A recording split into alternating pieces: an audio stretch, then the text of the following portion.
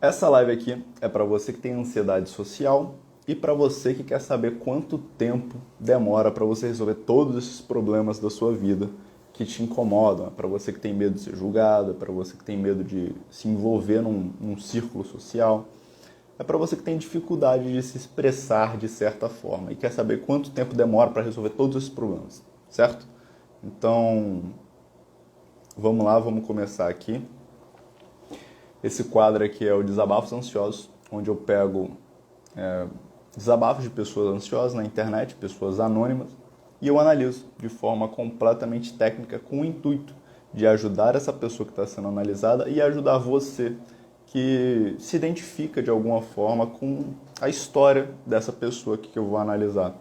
Então esse é o objetivo dos desabafos ansiosos. E se você tem algum desabafo ansioso, se você tem alguma coisa que esteja acontecendo na sua vida relacionada com ansiedade e você queira mandar para mim, para eu analisar, como um psicoterapeuta, é só me enviar por direct, ou pelo Facebook, ou por qualquer outra forma possível. Lembrando que são pessoas anônimas, eu não revelo a identidade delas em nenhum momento, e caso você me mande, também não revelarei a sua identidade. Certo? Vamos começar? Então vamos começar, né?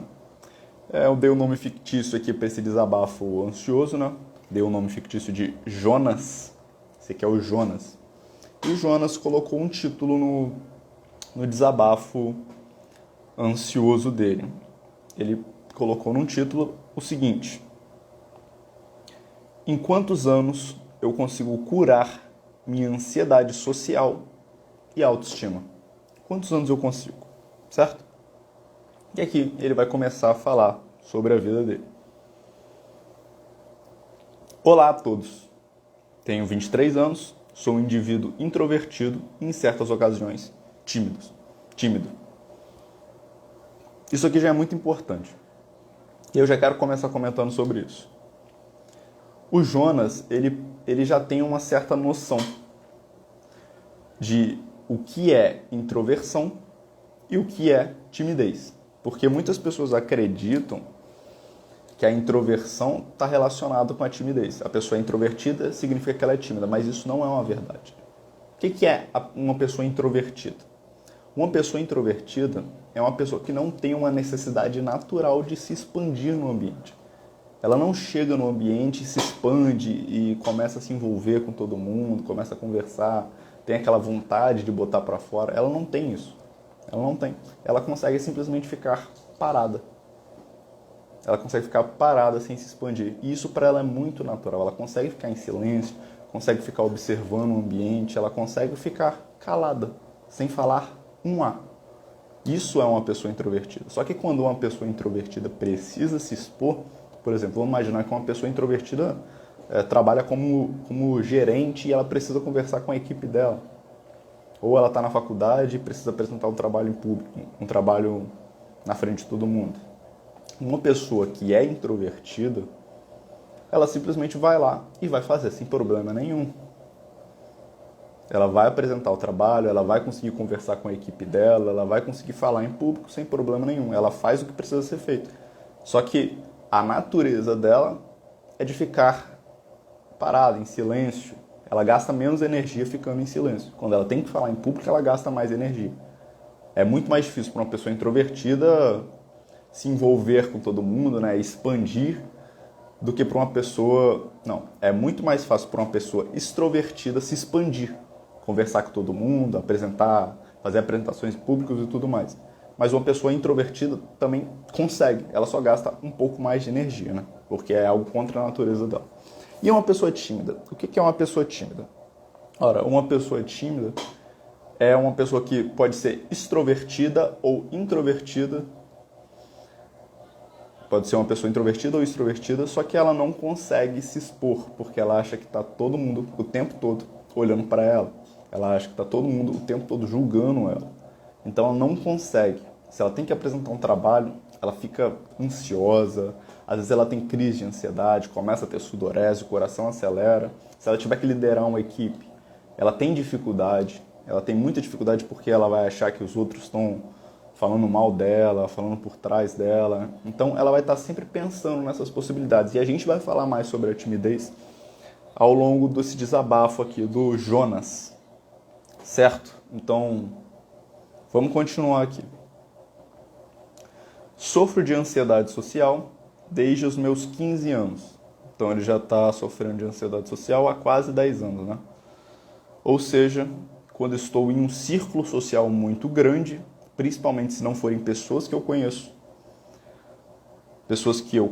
piso em ovos e calculo toda e qualquer palavra que sai da minha boca para não ser zoado / julgado, o que me faz ser desajeitado. Você percebe aqui? Isso aqui não tem a ver com introversão. Isso aqui nada tem a ver com a pessoa introvertida. Eu, por exemplo, sou uma pessoa introvertida. Estou aqui conseguindo fazer uma live, estou conseguindo falar com vocês. Eu atendo meus pacientes sem problema nenhum. Eu converso com o público sem problema nenhum.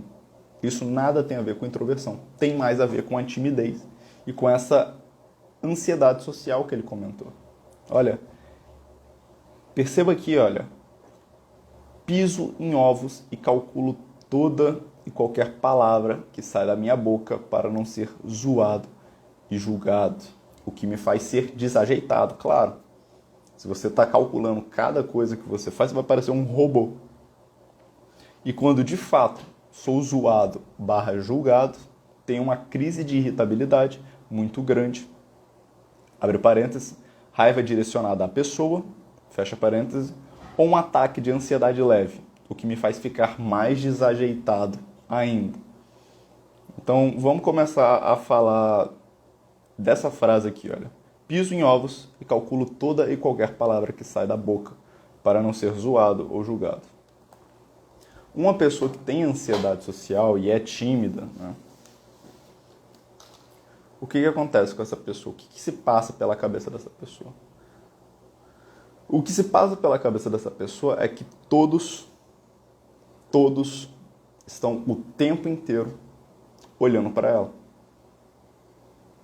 O Jonas, quando ele fala isso aqui, eu percebo que ele acha que está todo mundo o tempo inteiro olhando para ele, pensando em cada movimento que ele faz, pensando em cada palavra que sai da boca dele, pensando em cada gesticulação que ele faz. Olha, ele controla cada movimento, cada palavra que sai da boca dele, para não ser zoado ou julgado. Então, olha, o Jonas, de certa forma, acha que ele está no centro do mundo. Ele acha que ele está no centro do mundo. E isso é uma espécie de egocentrismo, é uma espécie de autorreferência máxima. E da onde que vem essa questão, né, de se colocar como autorreferência, de ter medo de ser julgado o tempo todo? Vem de vários lugares, mas um dos lugares da onde vem esse hábito, né, de calcular cada movimento por medo de ser julgado, vem de um hábito, que é um hábito meio miserável, né, que é o hábito de julgar as pessoas. Então, quando você julga as pessoas de forma quase que automática, o tempo inteiro, você está olhando para a pessoa não está nem percebendo e você está julgando. Nossa, olha como é que ela está sentada, olha como é que é o cabelo dela, olha como é que é a voz dela, nossa, fala tudo errado. Nossa, como é que ela gesticula, nossa, que pessoa estranha. Quando você faz isso, o que acontece? Né? Depois de muito tempo fazendo isso, depois de muito tempo fofocando, né, ou no seu próprio pensamento, ou de forma externa, fofocando para outra pessoa, que é pior ainda, você começa a acreditar que todas as pessoas fazem o mesmo. Todas as pessoas fazem o mesmo.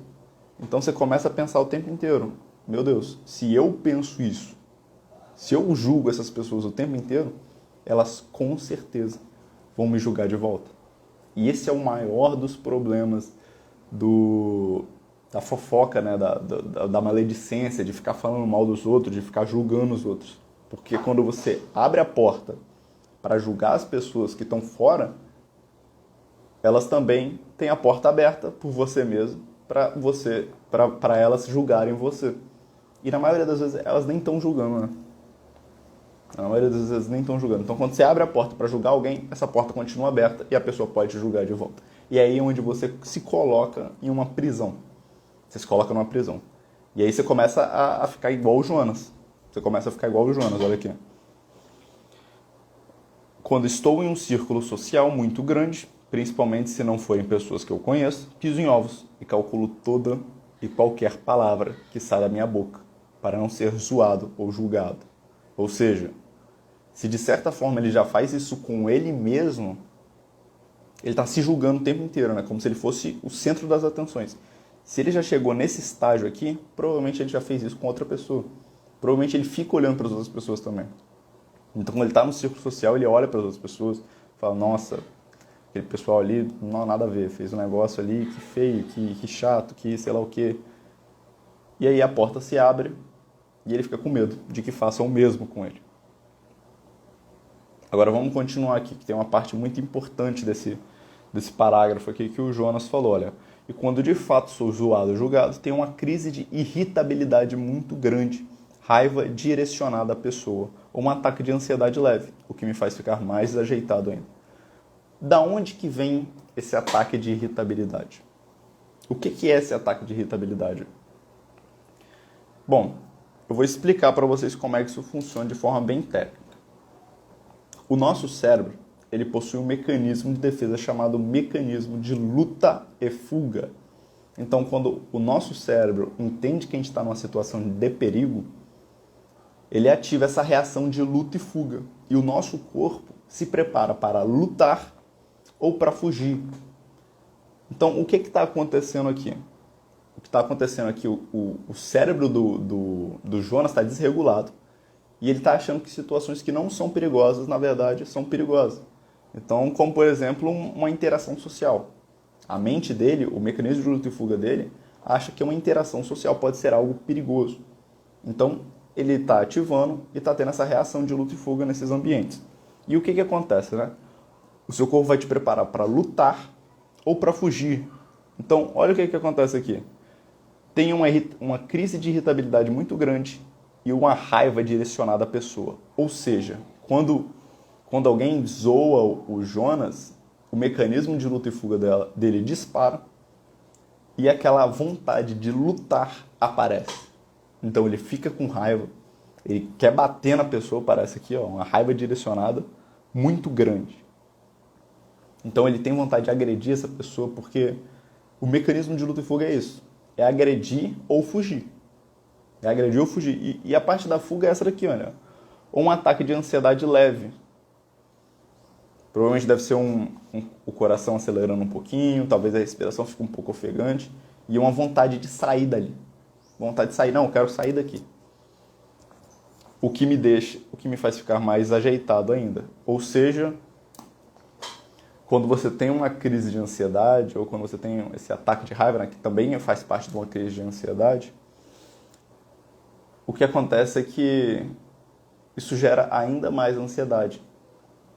Eu comentei isso no De Frente com a Ansiedade, né, que é um outro quadro meu, onde eu abordo diversos temas relacionados com a ansiedade. Eu abordei essas questões dos sintomas, né? A ansiedade é uma doença muito complicada, né? O transtorno de ansiedade é uma doença muito complicada, porque os sintomas do transtorno de ansiedade, de uma ansiedade mais desregulada, faz com que você sente mais ansiedade ainda.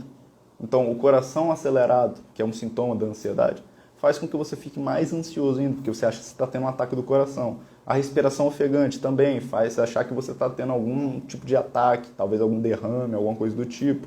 Os pensamentos repetitivos, acelerados, também faz você imaginar situações catastróficas que geram mais ansiedade ainda. A sudorese, quando você começa a suar, você fica com medo, você fica com medo das pessoas pegarem na sua mão, tá muito suado, ou com medo de você ficar com pizza aqui debaixo do braço. Você fica com vergonha, fica com uma autoestima afetada e gera mais ansiedade. Então, todos os sintomas da ansiedade normalmente geram mais ansiedade ainda. O que me faz ficar mais desajeitado. E quando ele fica mais desajeitado, a ansiedade dele aumenta. Esse é o problema do Jonas aqui. Certo?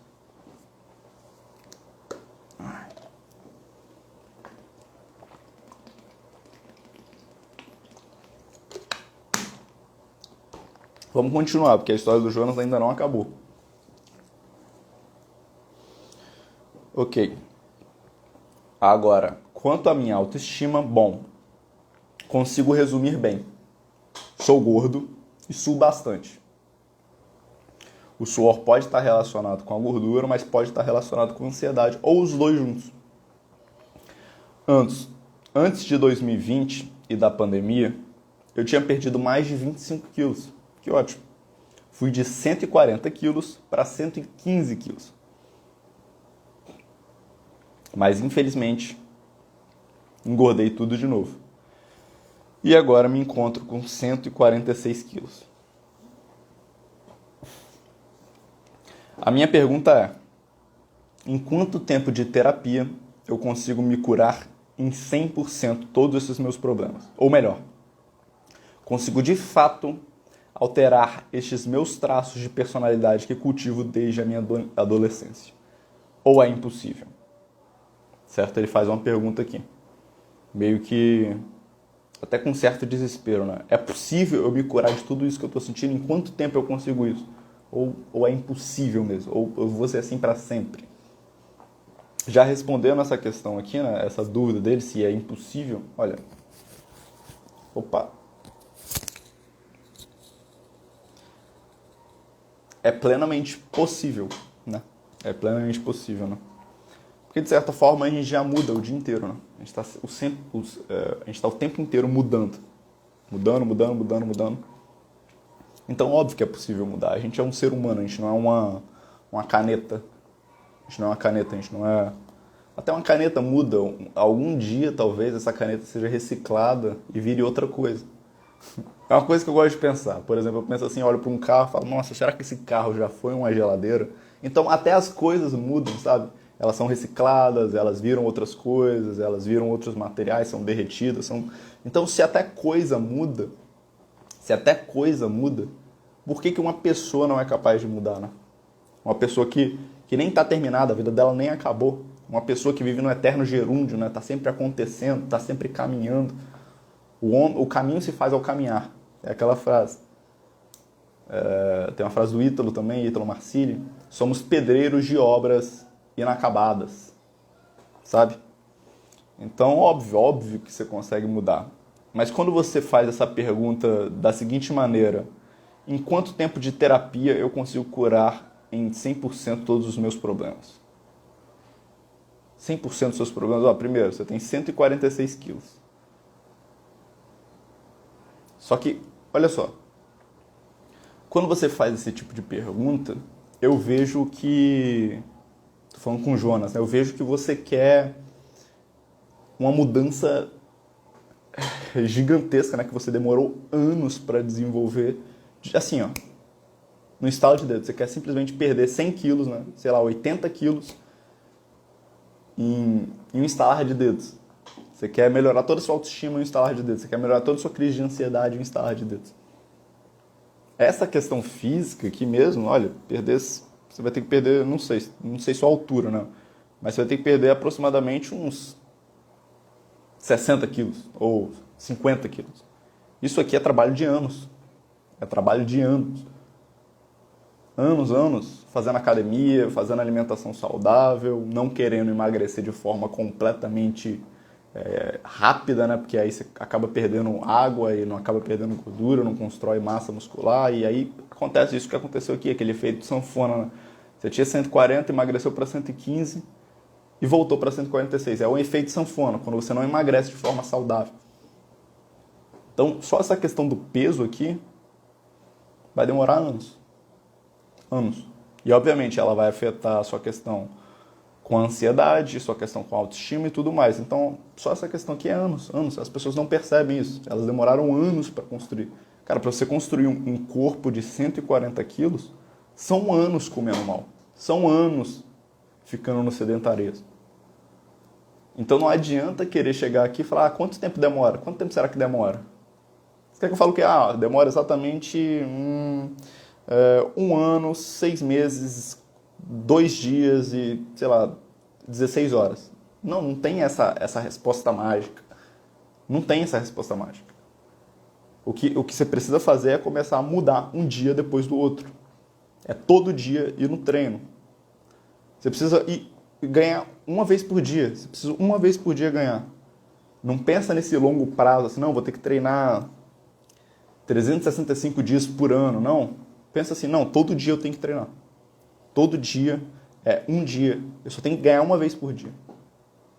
É uma vez por dia que eu tenho que ganhar. Não é 365 vezes. É uma vez por dia. E aí começa o processo de mudança e tudo mais. Agora, em questão da ansiedade. Opa! A questão da ansiedade é mais simples. É mais simples. Só que tem trabalho pesado também.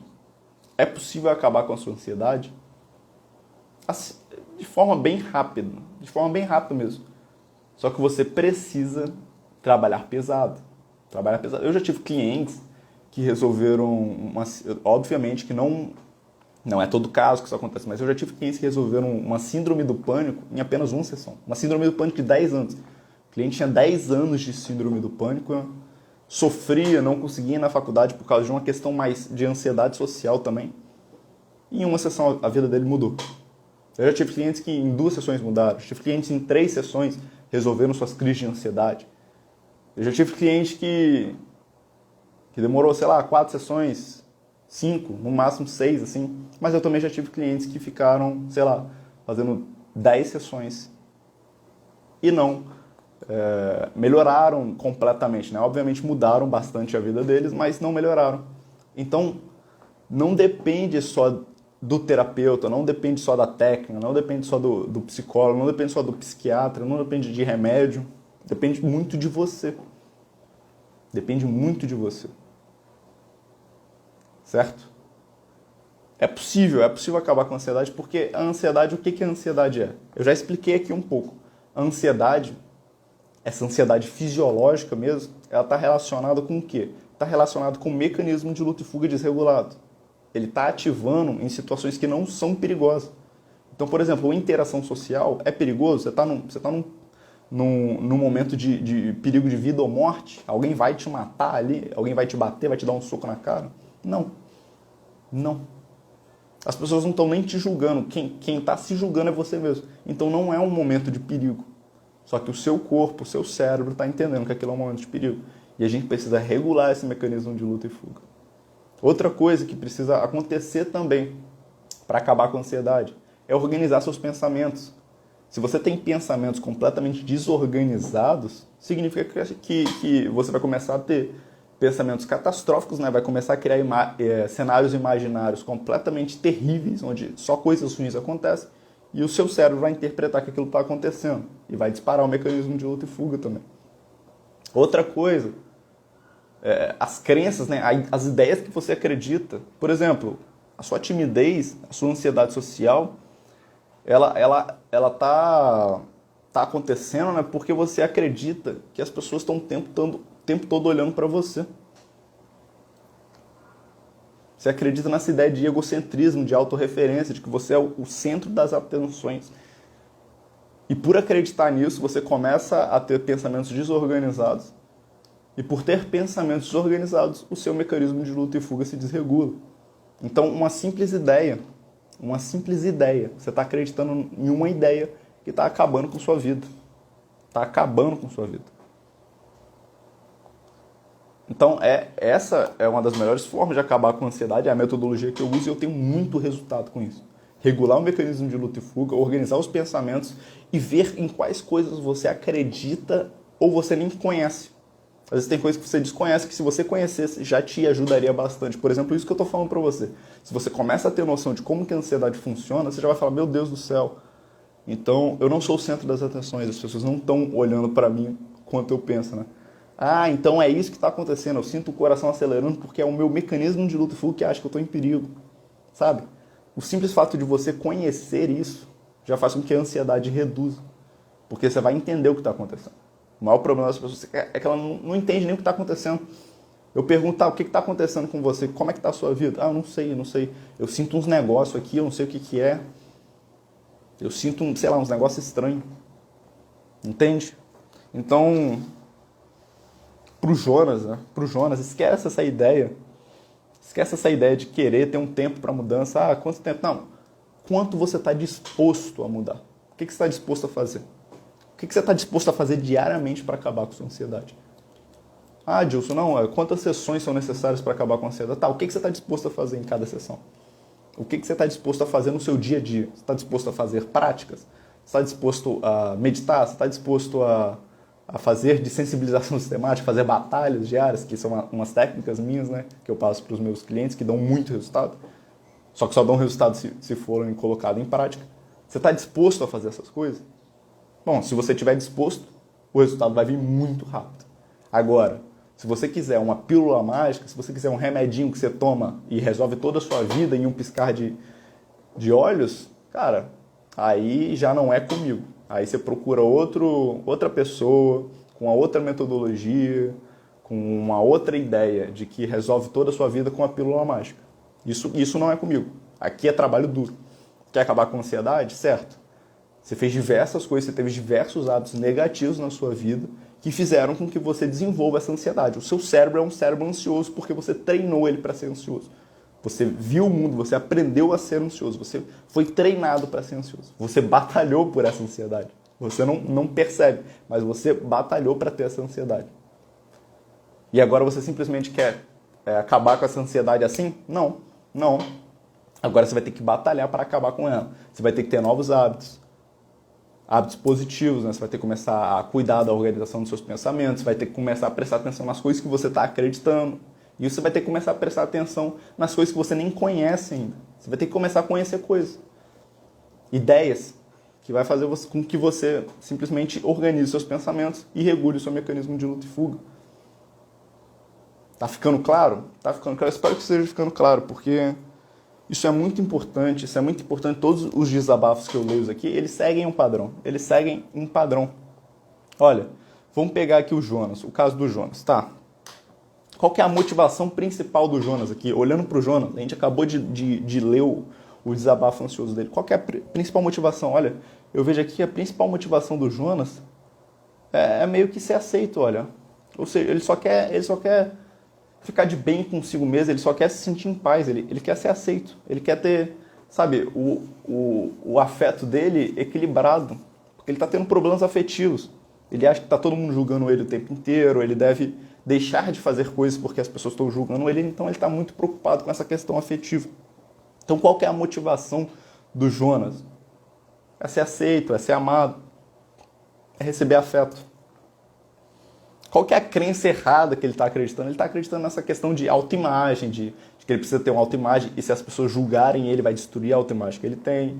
Ele acredita também nessa questão do egocentrismo, que ele é o centro das atenções.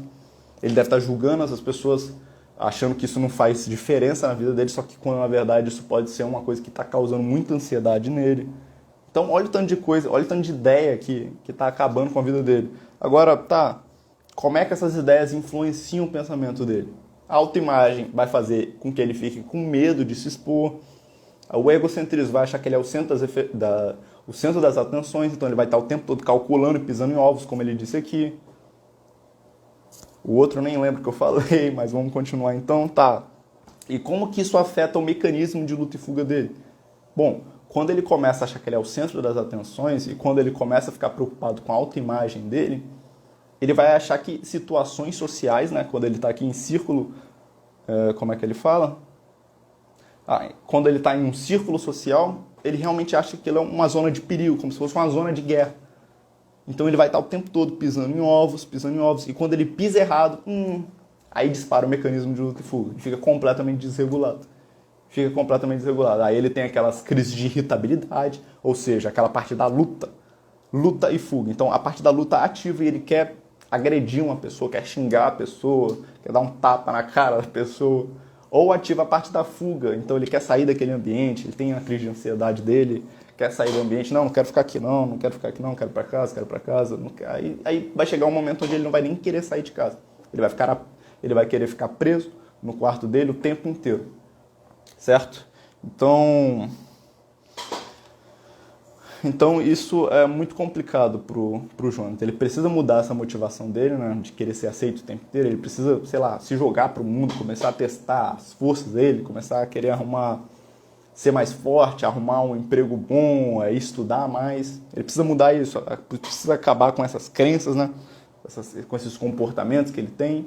E ele precisa, de certa forma, começar a se expor em situações sociais mais tranquilas para o mecanismo de luta e fuga dele regular. E ele não ter mais crise, não achar mais que são situações perigosas. E além disso, ele tem que organizar os pensamentos dele, né? Meditando, tendo mais presença, sabe? Tem diversas formas de fazer tudo isso, certo? Então, esse aqui foi o caso do Jonas. Foi o caso do Jonas, nosso querido amigo Jonas. Espero que tenha feito sentido para você, se você tem um problema parecido com ele. Ou, se você quiser compartilhar com uma pessoa que você sabe que tem um problema parecido com ele, compartilha aí, comenta aí, fala alguma coisa se você gostou ou não. E é isso. Se você tem algum desabafo ansioso, você pode me mandar pelo direct do Instagram ou por alguma mensagem do Facebook. Obviamente, não mande esse desabafo de forma pública, por favor, que eu não quero te expor de forma nenhuma. Isso aqui é completamente anônimo. E pelo fato de ser anônimo, eu posso falar essas coisas. Se vocês soubessem que é o Jonas de verdade, né? O nome dele nem é Jonas, eu não estaria falando essas coisas em público. Mas como vocês não sabem quem é, eu posso falar de forma mais aberta, de forma mais íntima e tudo mais, certo? Então é isso. Um abraço.